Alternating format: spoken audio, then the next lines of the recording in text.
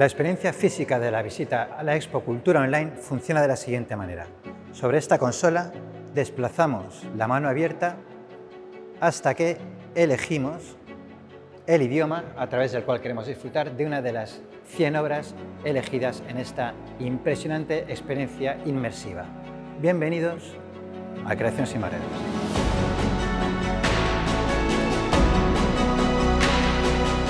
Pues aquí estamos en la sala Ferreres Goerlich en compañía de Nuria Blaya, historiadora del arte, divulgadora de patrimonio especialmente y profesora y cocomisaria de Cultura Online, junto con José Luis Pérez Pont, que igual no lo sabéis, pero es un poco el director de... Un poco no, es absolutamente el director del Consorcio de Museos y del Centre del Carme. Muchas gracias, José Luis, por tenerte de nuevo en Creación sin Barreras y sacarte unos pequeños minutos de tu tiempo, que no sé si ya lo controlas o cuántos los días te duran. ¿Son 24 horas o son más horas? Los días se quedan cortos. Ya lo sabía. Hay que estudiarlos mejor. Sabía la respuesta. En fin, Cultura Online, como sabéis, nació como una convocatoria alrededor de los tiempos de la pandemia, cuando no salíamos de casa, y una forma de buscar que el ritmo no parase, ¿verdad? Algo había que hacer para que la creación no se quedara estancada y siguiera en movimiento. Se pensó para un consumo doméstico inicialmente, pero se ha hecho este espectacular montaje en la sala más grande del Centre del Carme. Lo primero que me llamó la atención cuando vine a visitarla es qué demonios os pasó por la cabeza, de qué forma, qué procesos tuvisteis para sacar de la pantalla del ordenador de cada uno de casa las obras y traerlas aquí. Bueno, realmente, como tú decías, el proyecto surge cuando estábamos confinados en 2020, con la idea de generar, por una parte, una oferta cultural en un momento en el que no se podían visitar los espacios físicos y los museos, y había que plantear otro tipo de encuentro con la cultura contemporánea, y por otra parte era una manera también de dar juego, visibilidad y participación a los artistas que en ese momento tampoco tenían más opciones ni más posibilidades. De manera que surgió un proyecto con ese propósito, pero que funcionó especialmente bien. El resultado en 2020 nos sorprendió tanto y nos gustó tanto que con la colaboración de Nuria Blaya se hizo una selección con un jurado de esos proyectos. Se presentaban más de 800 para seleccionar 100. Eso, son 100 proyectos seleccionados. Quería preguntaros cuántos serían, porque para seleccionar 100 es que había un montón detrás. Sí. Y el caso es que nos gustó tanto el resultado que decidimos hacer una exposición ya en 2020, nada más volver del confinamiento, para mostrar esos resultados tan valiosos. También ahí hubo que plantear, y fue todo un reto, ¿no?, a nivel expositivo, cómo acceder a esos 100 contenidos. Ahí voy. Sin interaccionar, sin tocar nada. Estábamos en un momento en el que no se podía tocar nada, distancia de seguridad, etc. De manera que con un equipo valioso de profesionales encabezado por Juan Carlos Izquierdo, diseñaron una forma de interactuar con esos 100 contenidos simplemente con la mano. O sea, en el aire cierras el puño, entonces seleccionas el contenido, bueno, luego lo veremos. Tuve que preguntar cómo funcionaba y me lo explicaron muy amablemente. Y por suerte me di cuenta que no era el único que viene, no, porque por un momento medio complejo. Lo nuevo es lo que tiene. Para poder poner cosas nuevas, pues todo el mundo las conoce y hay que dar la oportunidad de que la gente pregunte. Es mejor preguntar y poner cosas nuevas que dar cosas que están tan sabidas que no hay que preguntar nada. Claro, por eso es uno de los atractivos que tiene, sí, no quedarse en casa simplemente en la página de Cultura Online, sino venir aquí y experimentarlo, ¿no? Eso lo tenéis presente.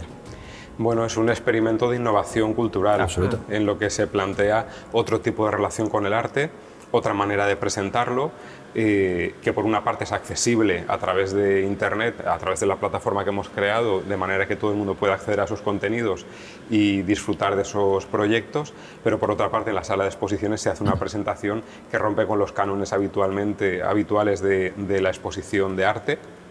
Cuando se apaga el interruptor, la sala se queda completamente vacía, excepto esta instalación maravillosa de Estudio Vitamin que está en el centro de la sala, que es una instalación de Light Art, y al margen de eso todo lo demás es digital, se interactúa en la sala o desde casa, pero sobre todo también es una experiencia para plantear otros modelos más sostenibles de mostrar arte contemporáneo que no implican producción, transporte, montaje. Es otra manera de hacer y de plantearlo. La sostenibilidad es un elemento bastante importante en esta expo. Se apagan las luces y se acabó. No hay nada, no genera residuos, no ha requerido grandes inversiones de transporte, de seguros, de todo lo que implica una exposición al uso. Y creo que es algo que además los que trabajamos en exposiciones llevamos años dando vueltas de ver la forma de romper con algo que bueno, sí sabemos por qué, pero no cambia nunca, porque genera una serie de cosas alrededor que claro es muy difícil romper. Y no sé si, bueno, sí, en cierto modo lo hemos buscado, pero lo bonito de esto también, al hilo de lo que decía José Luis, es que el cambio respecto a todo lo tradicional se ha ido elaborando también como respuesta a la propia consecuencia del entorno y a la propia consecuencia del proyecto. Es decir, en principio tiene unas características derivadas de que estamos en confinamiento, de que hay unas distancias que guardar, de que no se puede tocar y tal. Pero al final, esta segunda apuesta, que obviamente es una apuesta más grande y una apuesta que ya viene respaldada por un éxito del proyecto anterior, ya es una apuesta firme sobre que queremos hacerlo virtual, sobre que queremos hacerlo online y sobre que creemos en este tipo de exposiciones. Entonces ha sido bonito porque viene de las circunstancias, pero al final ha sido una apuesta real por este tipo de formato. A ver, ha aumentado mucho la escala. Sí. Ha aumentado mucho la escala. El proyecto anterior no deja de ser original, pero era mucho más esperable quizá de lo que es este traslado a la sala Ferreres y a todas las salas adyacentes. ¿Os inspirasteis en algún tipo de experiencia previa? ¿Estudiasteis los museos más vanguardistas de por ahí que hayan hecho alguna cosa parecida? O sea, ¿se os ocurrió solo a vosotros y a vuestro equipo lo de la mano, lo de pinchar así? Tal cual. Sí. Pues es que, a ver, muchas veces como somos humildes no sabe mal decir no, fuimos pioneros, pues que es verdad. No, claro, es que yo pensaba, ¿de dónde han sacado esto? O sea, por eso... Bueno, tenemos la capacidad de inventar, de idear, de sumar talentos, de escuchar, al final de escuchar, de dar oportunidades a que lleguen ideas mejores que las nuestras. Sí. Yo creo que un poco el modelo de trabajo que en estos años hemos desarrollado desde el Centre del Carme, desde el Consorcio de Museus, lo que ha hecho es ser un catalizador de ideas, de talentos, de suma de experiencias y de propuestas. Finalmente yo creo que el éxito de este proyecto, pero del modelo de gestión que estamos llevando a cabo, es justamente eso, el ser capaces de tener la humildad suficiente para tener ideas, pero escuchar también las ideas de otros y otras. Y eso hace que resulte proyectos tan interesantes como este y que no estaban sucediendo en otros lugares. Pero fíjate, me sacas un poco del guión, pero que es lo que a mí más me gusta. Hablas de un diálogo antes de llegar a las exposiciones que muestras en del Carme, pero en cambio hay una cosa general, una característica general, por lo menos para mí, que es la sorpresa. Estoy pensando en Vía Líquida de Rubén Tortosa, que fue una verdadera sorpresa, de llegar allí y yo encontrarme de ¿esto qué es? Indagar y poder hablar con él y enterarme y descubrir la obra, y espero que la gente que viese el vídeo lo sintiera como yo lo siento, igual que ahora estoy flipando con que me contéis que se os ha ocurrido a vosotros.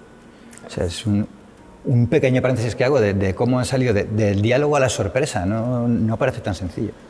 Bueno, es un proceso yo creo que natural, o sea, cuando en nuestro caso es un proceso natural. ¿No? Sí, es que claro, el diálogo depende de quienes dialoguen.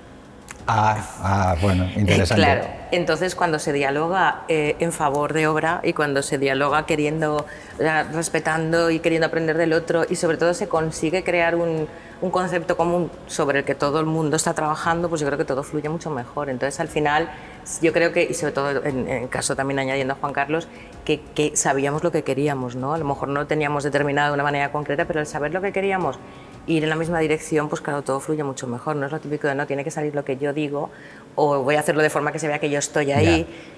Eso no existe y entonces como eso no existe, todo el diálogo es mucho mejor dicho. Ya, pero bueno, en este caso no existe. En vuestro caso no. Aquí no se hace un juego de egos, de vanidades, de prepotencias. Entonces cuando se trabaja desde la humildad y desde el deseo de obtener buenos resultados, de trabajar para la ciudadanía y trabajar pensando en el sector artístico para que reciba el apoyo y la visibilidad que merece, lo que haces es sumar talentos con gente, con profesionales que tienen buenas ideas y que lo que hacemos es hacer una coctelera y entre todos ir definiendo y ir mejorando lo que se te ocurre a ti, lo que se me ocurre a mí, lo que se le ocurre a Nuria y al resto del equipo y de repente de ahí sale un proyecto. El momento en el que lo es. Exacto, de hecho este mismo proyecto es una suma de talentos contigo, con tu equipo, que permite desarrollar una iniciativa que beneficia al Centre del Carme y al Consorci de Museus, que da visibilidad a los artistas, a los proyectos, que contribuye a la divulgación y la comunicación del arte y la cultura contemporánea, pero porque hay personas, en este caso como tú, que de repente tienen una iniciativa y una propuesta que llegan a la institución y que son canalizadas para que sea una realidad. Para popularizar, a fin de cuentas, es que claro. La sorpresa, simplemente la curiosidad, como dijo Borges, que todo se lo debía en la vida a la curiosidad. Y estamos en un escenario perfecto para hablar de eso, porque en casa se puede disfrutar de cada una de las 100 obras. Eso requiere mucho tiempo, tomárselo con calma, no que sea todo de golpe, pero en cambio mola venir aquí para decir, anda. Sí, para la experiencia, vivir la experiencia. Para ver la experiencia. Una experiencia muy inmersiva. Exacto. Y entonces se viven los proyectos de otra forma. Y aparte de lo que comentamos siempre, como no es que sea aleatorio, pero claro, de alguna manera tú vas eligiendo en cada lugar tu itinerario. Si vienes con frecuencia, que vale la pena, porque además el lugar es bonito y hay muchas actividades que ahora comentaremos, cada itinerario es distinto, puedes ver 2 bloques o dejar que aleatoriamente salgan y tú vas construyendo tus propios itinerarios y después el que te interese más, pues verlo tranquilamente en casa. Y aprovecho también para decir que, por lo que hablábamos del equipo y tal, el tema de la web, de la importancia que tiene también que los contenidos estén en la web, tanto para verlos desde casa como para acceder desde los QR, porque aquí no tenemos tampoco ni vinilo, ni cartelas, ni nada, todo QRs y la información en el móvil. Y el acceder a esos contenidos pues también de una forma muy creativa, porque el equipo que ha trabajado en la web también ha formado parte de esta carrera de Noegos y de remar a favor de obra. También tiene bastante peso en la responsabilidad de que este proyecto esté tan completo. Otro sello del Centre del Carme es que son exposiciones que muchas veces, no vamos a decir que todas, pero muchas de ellas invitan a repetir. Sí. Porque aquí pues no puedes esperar llevarte todo el jugo con una sola visita. A lo mejor para lo que según las necesidades de cada cual, ¿no? Pero yo tengo pruebas. Pero te puedes... sí, tienes pruebas, seguro. Sí, porque mis alumnos y mis alumnas vienen mucho y cada vez que vienen, porque además son muy de darme las pruebas, me mandan una fotografía, cada una en un sitio, y de hecho, de mis alumnos de la Universidad de Major se van cambiando todos la foto de perfil de Facebook y de WhatsApp, y en casi todos está ya Cultura Online. O una foto en Cultura Online, o una foto en el cartel, o una foto con el Abismo de Sucesos, porque vienen más de una vez y cada vez me dicen, hemos venido Nuria, porque me haga ilusión, que me hace, y tengo la prueba de que la gente, por lo menos estas personas vuelven, si vuelven ellas, que son las que yo tengo prueba, volverán muchas más. Claro, lo que me recuerda, Nuria, una cosa que me has comentado antes de empezar a grabar, off the record, que me ha gustado mucho. Has venido con alumnos tuyos mayores de 50 años. Sí. Porque esto parece ser, a lo mejor uno entra aquí y dice, uff, esto es para la peña más moderna sobre la Tierra. Y yo, desde luego, no me considero un experto, ni mucho menos, en el mundo digital. Y me gustaría saber cómo fue esa recepción. Yo ya he dicho que me lo tuvieron que explicar cómo funcionaba esto. He venido dos veces ya. De todas maneras, ellos conocen el centro, hemos hecho actividades de la Universidad de Major aquí, hemos hecho un curso de arte contemporáneo que se desarrolló mucho en las exposiciones de aquí, y es verdad que tienen algunos la mente bastante abierta a este tipo de cosas, pero hay otros que no. Porque pues, lo que comentábamos antes, por su circunstancia, han vivido menos en estos mundos virtuales y tal.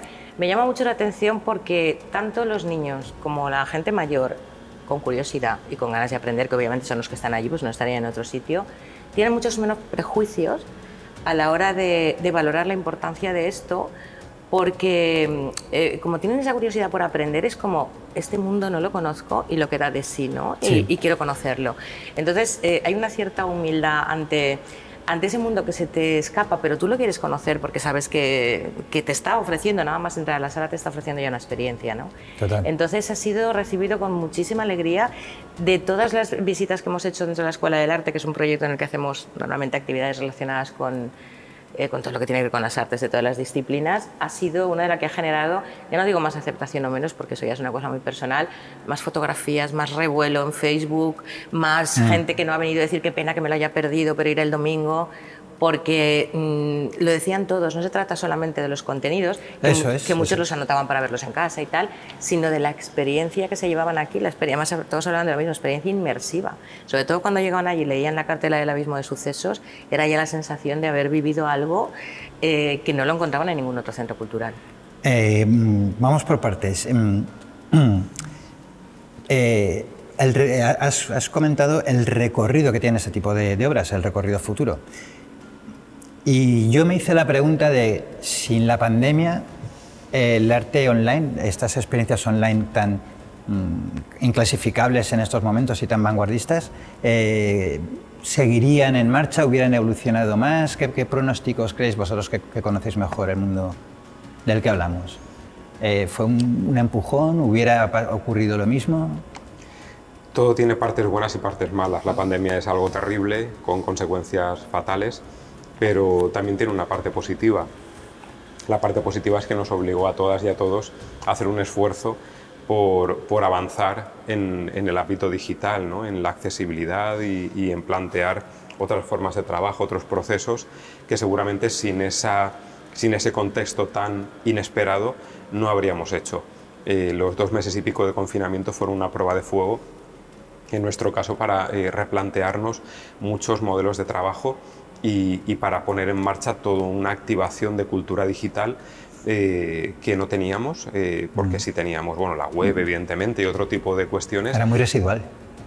Pero no estaba tan reforzado, y a partir de ese momento hemos desarrollado numerosos proyectos y numerosas acciones dirigidas a garantizar la accesibilidad, porque hay que pensar también que hay personas que, con independencia de la pandemia, por su edad, por su estado de salud, por su localización geográfica, etcétera, no se pueden desplazar de una forma continua y constante a un museo, a un centro de arte, a disfrutar de esas experiencias. Entonces, dejar excluida a una parte importante de la población simplemente por ese tipo de cuestiones tampoco es del todo justo.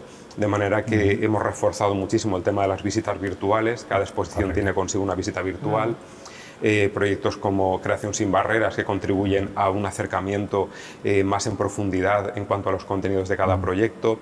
El CCC Podcast, por ejemplo, que igualmente a través del sonido, a través de lo radiofónico, hace llegar también los proyectos y los contenidos del Centre del Carme y del Consorci de Museus a un montón de oyentes que no están propiamente a lo mejor próximos a este espacio físico.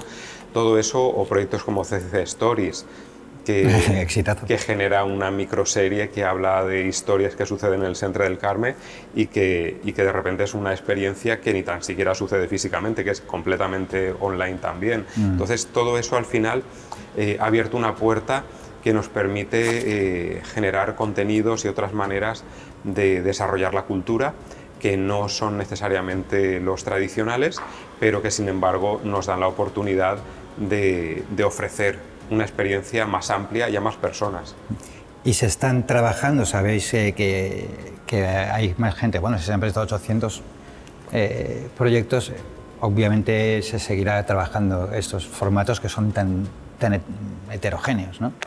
Sí, además hay muchos artistas que es el formato en el que trabajan habitualmente, o sea, independientemente que a lo mejor que ya en otros son 100%. casos sí hayan hecho algo más susceptible de promocionarse online, tanto en la web como aquí en la exposición, o de proyectarse, pero hay algunos artistas que ya trabajan en esos formatos y en formatos de mundos virtuales, de realidad virtual y 3D y todo eso, muy, muy interesantes. Me llama muchísimo la atención las temáticas en las que habéis subdividido las obras, porque no son... A ver, no son tradicionales o que se resumen en una palabra. Leo algunas. Una sección es mundos virtuales, metáforas científicas. Ahí es una cosa súper abierta, claro. ¿Verdad? O sea, ¿cómo metéis en ese círculo ese tipo de obras? ¿Ellas mismas lo pedían o vosotros les pusisteis la etiqueta? Cada obra normalmente te da, como por eso ocurre en cualquier cosa que leas, veas o mires o escuches, te da un par de ideas o un par de mensajes, y entonces pues era de cada obra extraer ese par de mensajes, y cuando ya tenías las 100 extraídas ver primero eso, de qué hablaba en general la exposición, de qué, porque aquí había 8 capillitas y eran 8 los que tenían que haber, ¿no? La otra vez podían ser 10, 12, 9. Lo que sí se trató tanto en la primera como en la segunda, y eso lo hablamos desde el principio, es que no fuera lo típico de dibujo. A eso me refería. No sé cuánto, porque es que no tenía ningún sentido, porque no era eso lo que queríamos transmitir, y aparte lo que se haga siempre se hace para intentar hacer algo novedoso. pero es cierto que ya estaban otros ejes hechos de la primera convocatoria, entonces había que buscar 8 y era eso, ver en general, después de ver esos 100 proyectos, de qué 8 cosas hablan o de qué 16 o de qué 25 que luego podemos agrupar en 8 y entonces pues ir tratando de que, cambiaban algunas veces cuando a lo mejor alguna chirreaba, pero buscar digamos, temas más abiertos en los que fuera cupiendo cada una de esas obras. Entonces, por ejemplo, eso que comentas de mundos virtuales, metáforas científicas, pues todo lo que tenía que ver con una aproximación a la virtualidad o a todo lo que tuviera que ver con el mundo virtual y la interpretación a través del arte, del conocimiento científico, que en ocasiones se unía y en ocasiones no, permitía pues a lo mejor tener 10-12 obras en ese eje y así todas. Unas a lo mejor van de manera más directa al contenido general, otras de manera más colateral, pero que tuvieran un eje y que ese eje ya también condicionara al espectador cuando entraba a saber de qué le iban a hablar y sobre qué iba a reflexionar al espectador o al usuario de la web. Un eje abierto en general. Y todo esto que nos estás contando ocurrió entre febrero y mayo. Me parece muy poco tiempo, la verdad. La convocatoria acabó en febrero y la exposición acabó en mayo. Esta vez fue muy meteórico, sí. Trabajamos así. Os pegarías un pasote importante. Aquí estamos, hemos sobrevivido. Sí, bueno, aparentemente estáis bien. Vamos acabando ya. La única obra física que está aquí es este montaje, Abismo de Sucesos, de Vitamin Studios, si no me equivoco. Y ahí, además, es donde se montan los conciertos con The Basement, y las experiencias musicales que acompañan y complementan toda esta experiencia de cultura online. Posteriormente, a cuando se vea este vídeo, tenemos la actuación de que me encanta, Ladrillovich. Me encanta el nombre porque no lo conozco, Ladrillovich. José Luis, ¿cómo viene esta complementación musical? ¿Por qué? O sea, ¿de dónde sale?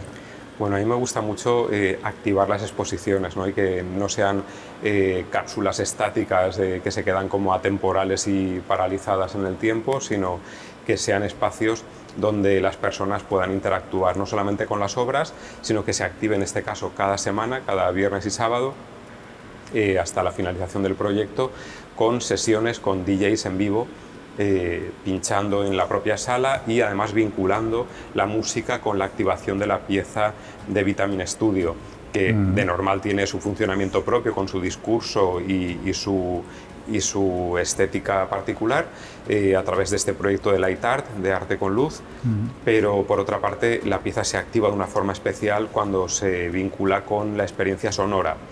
Eso hace que la sala se convierta en un lugar de experimentación, de disfrute, en el que sentarse en el suelo o en una banqueta o en un pub, escuchar o bailar, interactuar. Vienen personas jóvenes, personas mayores, vienen familias, vienen bebés, vienen niños, o sea, vienen jóvenes, viene de todo.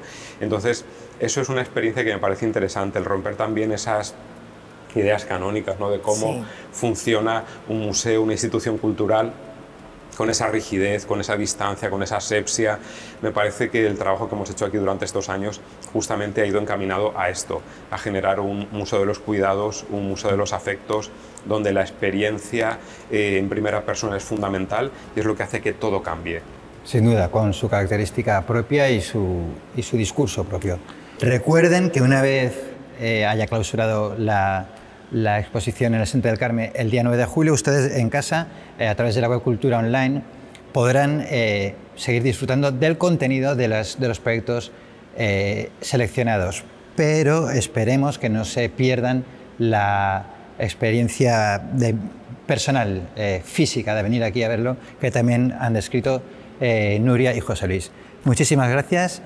Nos vemos por ahí pronto y nosotros nos vemos en la próxima edición de Creación sin Barreras. Hasta entonces.